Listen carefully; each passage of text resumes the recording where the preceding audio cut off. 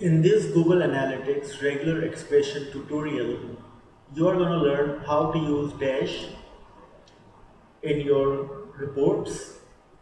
As an example, we are going to use the website page that has product and a number with that. So you will put product, close it, then you will write bracket. To tell the sequence of numbers, you will add 0 dash 25,000. So through this way, we will get all the URLs that has product in it that ranges from 0 to 25,000. So all the URLs with the product and that has any number from 0 to 25,000 should be available when we click apply. So you click on apply and see what are the results.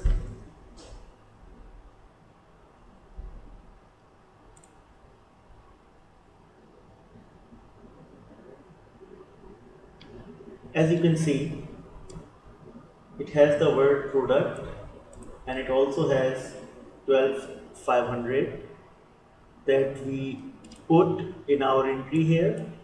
It also has this product, even though it doesn't contain the price, but it matches the case that we put in our regular expression. Another way to do this is that you can remove the product and click apply, then see what happens. You have 184 views now. Now you have 378 views. Now it doesn't check against the product, it just checks if the number is from 0 to 25,000 like you have put here.